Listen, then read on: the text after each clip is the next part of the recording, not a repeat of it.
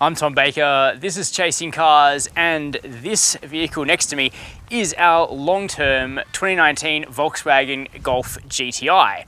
Now, we wanted to take on a Mark 7 GTI pretty late in its life to see how this hot hatch is stacking up against newer rivals like the Hyundai i30N and the Renault Sport Megane RS, because really the Volkswagen Golf has been one of the best aging hatchbacks on the market. It still really holds its own with its rivals, but what about at the performance end of the spectrum? Because, I mean, everybody knows just how tenacious the i30N really is. The Volkswagen is a bit more of an executive express type of hot hatch, you know, it's pretty luxurious, it's quite premium. Of course, a big part of being a great hot hatch is being able to stand up dynamically to a pretty difficult test of the components, and for that reason, about halfway through our long-term test now, we've brought our Golf GTI here to Pheasant Wood Circuit. It's in Marulan, New South Wales, about halfway between Sydney and Canberra, so a very easy day trip from Sydney. It's got a nice technical layout, pretty tight, so it should suit a front drive hot hatch well. We're going to find out. Now, the 2019 GTI got some important changes over last year's model. The first of those are under the bonnet. The Mark 7 hasn't changed too much visually, but mechanically it's been upgraded a few times over its life.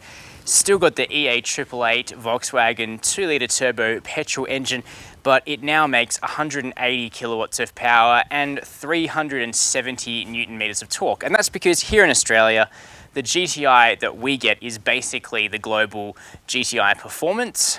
Last year, the engine made 169 kilowatts of power, and back when the Mark 7 Golf was launched, the GTI made 162 kilowatts. Now, this isn't the highest output Golf GTI engine in the Mark 7's history. That was the 40 years or the Club Sport, which made 213 kilowatts on overboost, and the forthcoming GTI TCR will do as well. But we've got a wet clutch 7-speed DSG. We've also got a limited slip differential on the front axle, which should mean this thing is more tenacious exiting out of corners. We've also got 19-inch wheels, Pirelli P0 tires. So really, there's no big excuse for the Golf GTI to not be able to stand up to a decent track test. But I think cars like the Hyundai really shocked all of us with just how good they were when really pushed to the limit on track. So will the GTI be able to match it or be even better? Because this car does weigh a little bit less. The power to weight ratio is better. And of course, Volkswagen have just been doing this longer. So really, you know, it should be pretty good. We're going to find out. And as I mentioned, this is the DSG Golf GTI because there's no manual offered in Australia anymore, which is sad. Hopefully it'll be back for the Mark 8, but for now, we should be nice and quick because of the snappy shifts of this 7-speed here at Pheasant Wood Circuit. So, let's go see how the 2019 GTI does. So I'm going to take you guys out for 4 laps at Pheasant Wood. The first 2 will be a little slower. We'll just chat about some of the fundamentals of the Golf GTI, and then the last 2 will go closer to 10 tenths and see exactly how the GTI works when you're really on it. So as I mentioned, the GTI got a, you know, subtle but noticeable engine upgrade for 2019, in that the output's ticked up by 11 kilowatts on the power side of the ledger and 20 newton meters in terms of torque. And you can sense a difference out and about, both on road and on track. It's a little tiny bit quicker to 100. You can sense that there's definitely more drive off the line and out of corners. But of course, the really big deal is that the GTI can put that power down on corner exit a lot better now because of the inclusion of a limited slip diff on the front axle. Now, that was included on the original Mark 7 GTI Performance, and then it was present on the 40 years, which was called the Club Sport in other markets. But it actually had quite a big gap of availability in the Australian market, and it's now standard fit. Volkswagen says it just wanted to, but certainly the competition from really serious hot hatches like the i30N, which has a standard front diff here in Australia, would have certainly encouraged VW to do so. So that helps. just mash the throttle earlier than you would otherwise have been able to. And the 7-speed DSG is also new, so the R's had that for some time. The GTI used to be a 6-speed, and the 7-speed's not bad. I really liked the old 6-speed. I thought 6 ratios is about right, and the spread between them was good. The addition of a 7th gear has just complicated things slightly. I feel that 2nd is a little bit too short, and especially here at Pheasant Wood, you often get sort of caught between 2nd and 3rd, and you end up in 3rd for a second or two before slowing down again for the next corner, and it's just not really ideal. Another thing is the sound of the GTI. It's not bad. There's quite a nice sort of intake and induction sound, but there's not a lot by way of exhaust theatre, and the i30N has really shown us how to do that properly with lots of crackles and pops, and that's just not a level of aural engagement that you get from the GTI, and hopefully the TCR amps things up a little bit like the Akrapovic package has in Australia, but wouldn't be holding my breath. And now, as if by magic, I am helmeted, and we can take this thing for a bit more of a serious spin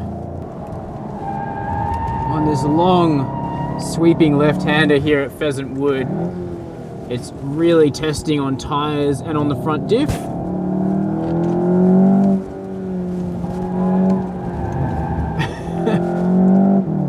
There's lots of sort of open, interestingly banked corners at Pheasant Wood, which remind us of the GTI's big sort of unique selling point among hot hatches, and that's its really nice adjustable chassis, which lets you get sort of plenty of lift-off oversteer happening. We've got performance brakes here.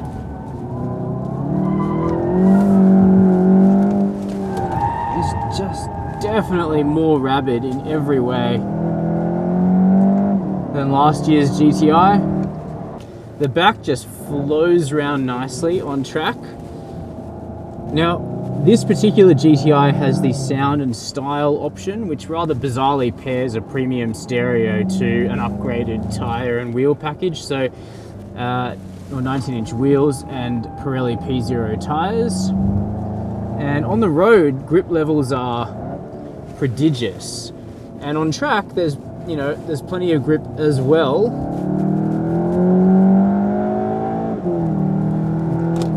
But there's plenty of ability to kind of use the rear end and bring that into play. It's just a shame that's not easier on the road. But the GTI's front end is nice and crisp as well. The little 2-litre engine doesn't weigh much over the front axle. It's quite nice and balanced. Now, the steering is pretty good. It's adjustable, got 2 modes, a sort of normal mode and a sport mode that just adds weight, really.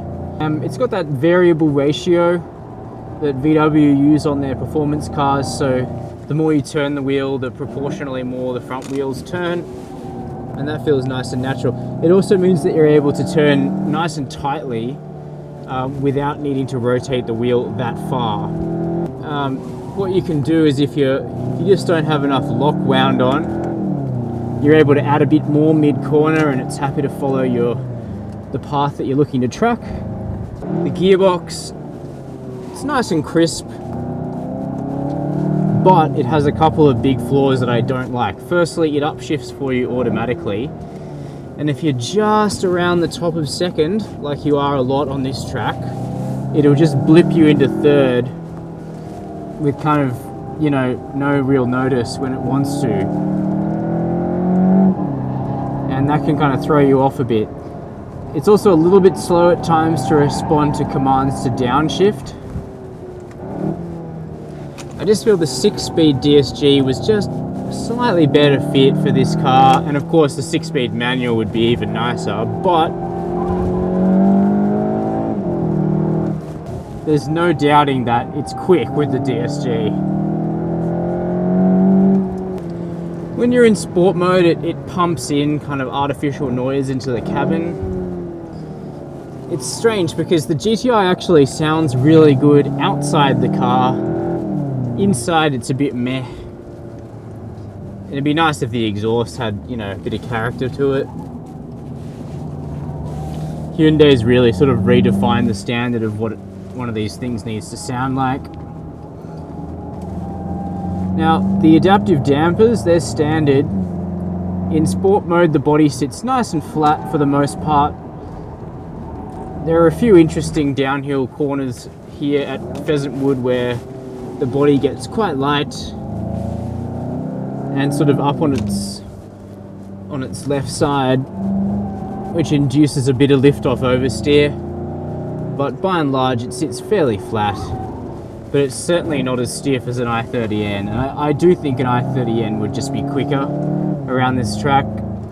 The power to weight isn't as good in the Hyundai, but its LSD just works harder than the VW's. It's a little bit more tenacious, but the i30N, it's heavy, it's hard on tires, it sucks more fuel. The GTI still feels light on its feet, like it should. Not as light on its feet as a Peugeot 308 GTI, but it's still nice. So that's how the latest update to the Golf GTI works on track. It's pretty clear that Volkswagen's front drive hot hatch isn't intended as a track car first and foremost, but if you take your GTI to the circuit here and there, you won't struggle to have fun.